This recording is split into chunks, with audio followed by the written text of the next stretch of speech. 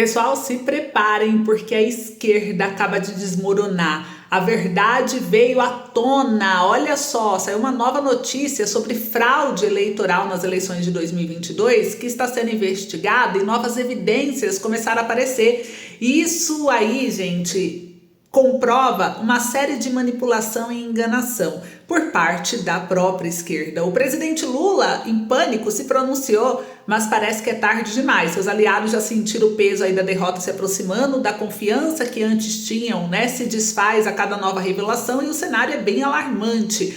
A esquerda está prestes a desmoronar, inclusive, não para por aí não. Eu vou mostrar para vocês a respeito do processo de impeachment também do Alexandre de Moraes, que começou a tomar um novo rumo e vocês precisam ficar por dentro. Então fique aqui junto comigo até o finalzinho que eu vou explicar tudo em detalhes. Antes, não esqueça de deixar seu like, compartilhar e bora lá para as notícias. Eu começo aqui com a primeira notícia, que no Senado o clima tá esquentando, hein? O senador Eduardo Girão, do Novo, do Ceará, acaba de pedir o impeachment do Moraes, ou seja, ele disse o seguinte: ou o Senado se levanta ou não tem razão de ser, gente. Então ele acusou o ministro do STF de cometer aí abusos, especialmente no inquérito das fake news e nas decisões sobre os presos acusados de participação na invasão da sede dos três poderes. Então, ao discursar no plenário, o senador Eduardo Girão voltou a defender o impeachment do ministro Alexandre de Moraes. E agora, gente, o Senado se vê acuado. Por quê? Aqui saiu também que a Damares, no jornal Metrópolis, trouxe aqui, através do colunista Igor Gadelha,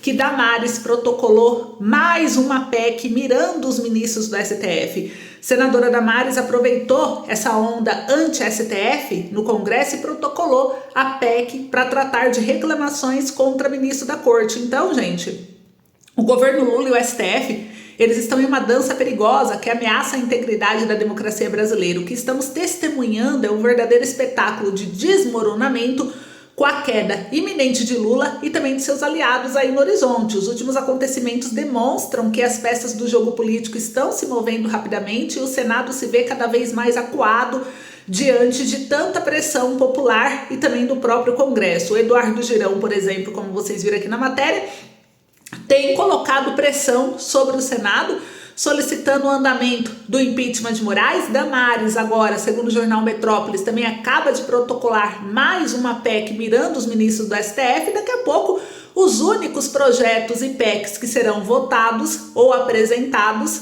serão relacionados ao impeachment de Moraes. Seria até cômico se não fosse trágico. Um protesto inteligente, na minha opinião, seria que todos os dias cada deputado, cada senador apresentasse uma PEC sobrecarregando aí principalmente o Senado Federal. Assim eles estariam realmente lascados, né? Sob instrução de pauta também força Pacheco a se movimentar. Mas a questão que não quer calar é: por que não podemos investigar o ministro? Que é isso que está sendo pedido. A verdade é que estamos diante de um braço de força do governo que teme perder o poder, e isso levanta uma pergunta intrigante. Quantos milhões será que estão sendo investidos aí para impedir esse impeachment de ser pautado, hein? O que vocês acham?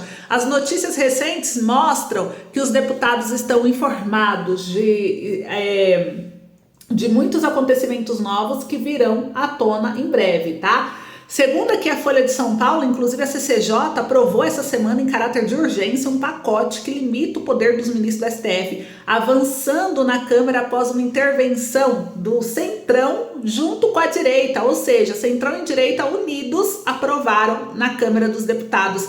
Restringe decisões monocráticas, permite ao Congresso derrubar determinações do Supremo, e isso está incomodando os ministros bastante, né? Eles sabem que a situação está ficando insustentável e o STF está em desespero total. A gente sabe que o STF se tornou um braço político do governo atual, então ele está desmoronando sob o peso das suas próprias decisões. E não é apenas o STF não, tá, gente, que está em colapso. A esquerda inteira está enfrentando uma crise sem precedentes. Eu vou mostrar aqui para vocês agora uma outra notícia também que saiu, que olha só o que ela mostra, né? Essa notícia mostrou uma bomba para o Lula e para a esquerda em duas novas pesquisas. Saiu aqui na revista Veja, gente. As duas primeiras pesquisas sobre as eleições municipais mostram que, se o Brasil dobrou a direita com Jair Bolsonaro em 2018, São Paulo fez o mesmo há muito tempo. Olha só o que diz aqui, né? Enquanto o PT teve aí várias participações nas últimas eleições, incluindo a derrota no primeiro turno do próprio Haddad para o Dória em 2016, o Boulos parece um teto intransponível. Por quê? Essa nova rodada da Paraná Pesquisas mostrou uma diferença de 13,8 pontos percentuais entre Ricardo Nunes e o candidato do PSOL,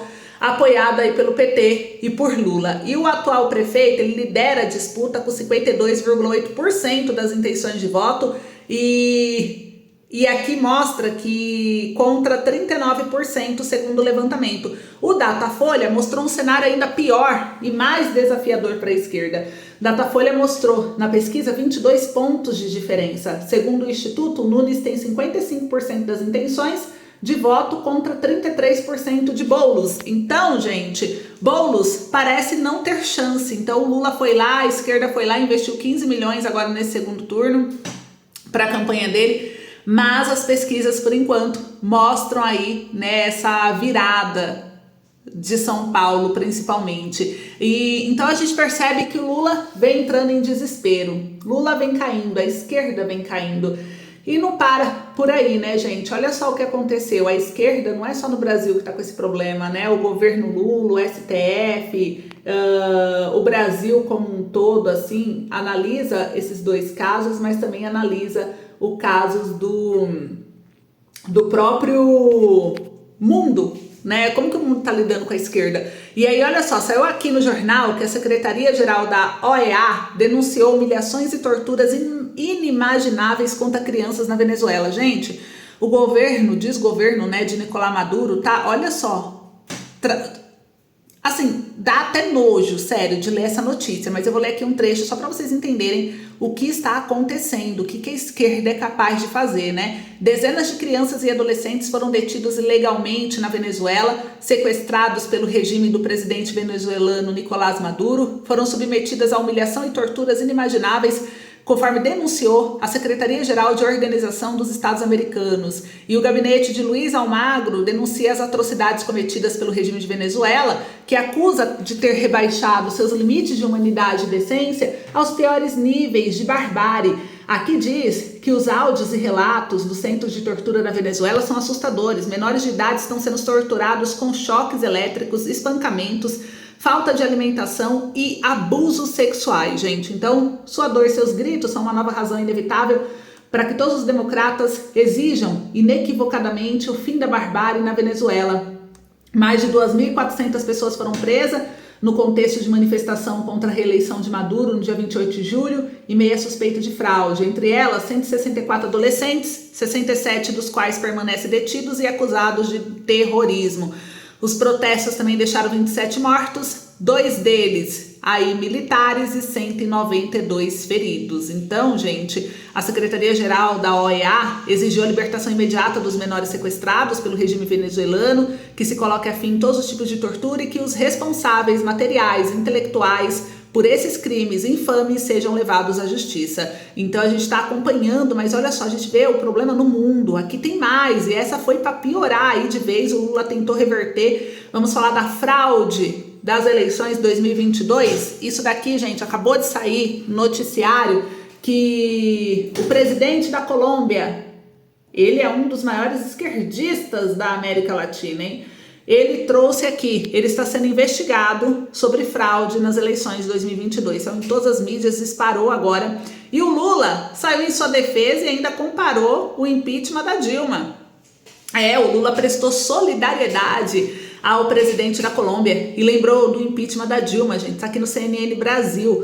Petro é alvo de uma investigação relacionada à campanha eleitoral de 2022. Segundo a polícia, novas evidências foram anexadas e por isso reabriram aqui um processo de investigação. Em meio à abertura dessa nova investigação contra o presidente da Colômbia, Gustavo Petro, o presidente Luiz Inácio Lula da Silva usou as redes sociais para prestar solidariedade aos colegas. Segundo Lula, seu ato vem como alguém que já foi vítima de todo tipo de perseguição política. Não se pode abrir mão do devido processo legal, ainda mais quando o que está em jogo é a vontade do povo expressa democraticamente pelas urnas, escreveu aí Lula. Então, o órgão eleitoral da Colômbia decidiu abrir essa investigação contra Petro, gente, e sua equipe por suposta irregularidade no financiamento da campanha presidencial de 2022, A acusação é de que a campanha teria ultrapassado o limite de gastos eleitorais e omitido prestações de contas cruciais, incluindo pagamentos a testemunhas eleitorais. Então, na Colômbia, a entidade responsável por investigar o presidente da República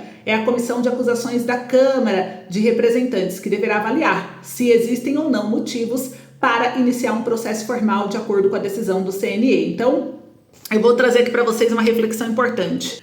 Essa notícia, gente, ela mostra pra gente o quanto essa situação da política no Brasil com Lula à frente torna-se cada vez mais alarmante. A recente solidariedade que ele prestou ao presidente da Colômbia, que está sendo investigado por fraude nas eleições de 2022, é simplesmente inaceitável, na minha opinião, e revela o verdadeiro caráter da liderança do Lula. Enquanto a esquerda apoia regimes questionáveis e se alinha a governos ditatoriais, ignora as lições do passado, como o impeachment da Dilma, que foi uma resposta legítima, eu diria, às falhas do seu próprio partido, essa postura de Lula que se solidariza com líderes que têm suas próprias credenciais manchadas, demonstra uma ideologia claramente distinta para a defesa de regimes que não respeitam a democracia.